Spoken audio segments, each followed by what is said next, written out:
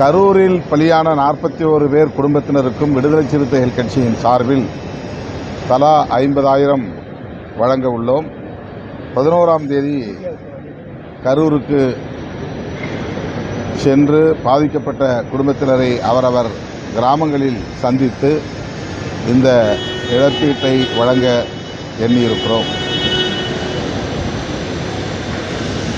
நாளை காலை 10 மணி அளவில் விடுதலை சிறுத்தைகள் கட்சியின் அலுவலகத்தில் உயிரிழந்த 41 பேருக்கும் அஞ்சலி செலுத்த உள்ளோம். 41 மெழுகுவர்த்திகளை ஏற்றி வைத்து அந்த தோழர்களை நினைவு கூர்ந்து அவர்களுக்கு வீர வணக்கம் செலுத்த இருக்கிறோம். பாரதிய ஜனதா கட்சி ஹேமா மாலினி அவர்களின் தலைமையிலே உண்மை அறியும் குழு ஒன்றை அனுப்பி வைத்தது. இப்போது அவர்கள் அறிக்கையும் வெளியிட்டிருக்கிறார்கள். மாவட்ட ஆட்சி நிர்வாகத்தின் தோல்விதான் இதற்கு காரணம் என்று குற்றம் சாட்டியிருக்கிறார்கள். உயிரிழந்தவர்கள் குறித்த வருத்தத்தை, வேதனையை வெளிப்படுத்துவதை விட திமுக அரசின் மீது, ஆட்சி நிர்வாகத்தின் மீது குற்றம் சுமத்துவதே அவர்களின் நோக்கம் என்பதை இதிலிருந்து அறிய முடிகிறது. இந்த விவகாரத்தில் முதலமைச்சர் அவர்கள் மேற்கொண்ட நடவடிக்கைகளும் அவருடைய அணுகுமுறைகளும் மிகுந்த பெருந்தன்மை வாய்ந்ததாக அமைந்துள்ளது. கட்சிக்கு அப்பாற்பட்ட நிலையிலும் பலரும் அவரை பாராட்டும் வகையில் அவருடைய நடவடிக்கைகளும் அணுகுமுறைகளும் அமைந்திருந்தன என்கிற நிலையில் பாஜக, ஆர்எஸ்எஸ் உள்ளிட்ட சில அமைப்புகள் வேண்டுமென்றே திட்டமிட்டு இதை ஆதாயம் கருதி அரசியலாக்க முயற்சிக்கிறார்கள். மேனாள் முதலமைச்சர், அதிமுக பொதுச் செயலாளர், எதிர்க்கட்சித் தலைவர் திரு எடப்பாடி பழனிசாமி அவர்களும் இதை வைத்து அரசியல் செய்கிறாரே தவிர உண்மை நிலையை நாட்டு மக்களுக்கு உணர்த்த அவர் தயாராக இல்லை என்பது கவலை அளிக்கிறது. வேற என்ன கொஸ்டின்? நேற்று கவர்னர் பேசும்போது தமிழ்நாடு போராடும் திமுக ஆளுநரின் கூற்று அதிர்ச்சியடையக்கூடிய ஒன்று அல்ல. அவர் திரும்ப திரும்ப இப்படியே பேசி வருகிறார். இது வழக்கமான ஒன்றுதான், வாடிக்கையான ஒன்றுதான். நீதிமன்றமே அவரை கண்டிக்கும் அளவுக்கு அவர் அதிகார வரம்புகளை மீறி தொடர்ந்து செயல்பட்டு வருகிறார்.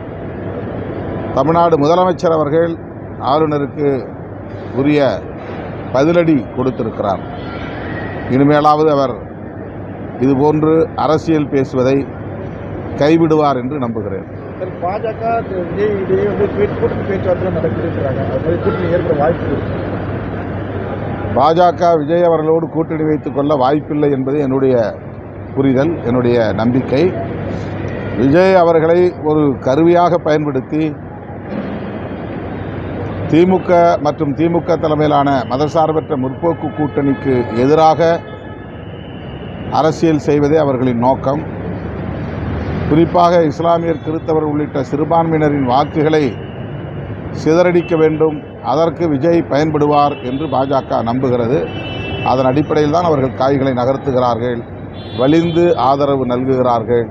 தன் அரசியல் எதிரி திமுக, கொள்கை எதிரி பாஜக என்று விஜய் அறிவித்த நிலையிலும் கூட, கொள்கை எதிரி என்கிற இடத்திலே பாஜகவை வைத்திருக்கிற நிலையிலும் கூட வலிந்து விஜய் அவர்களுக்கு ஆதரவு தருவது இந்த அடிப்படையில் தான் என்று நான் கருதுகிறேன்.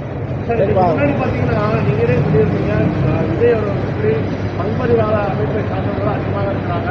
அவரோட தலைமையில ஒரு சத்தியம் பண்ணிருக்கீங்க. ஆனால் இப்போ தற்போது நீங்கள் அதே செஞ்சு மாற்றி சொல்றீங்க.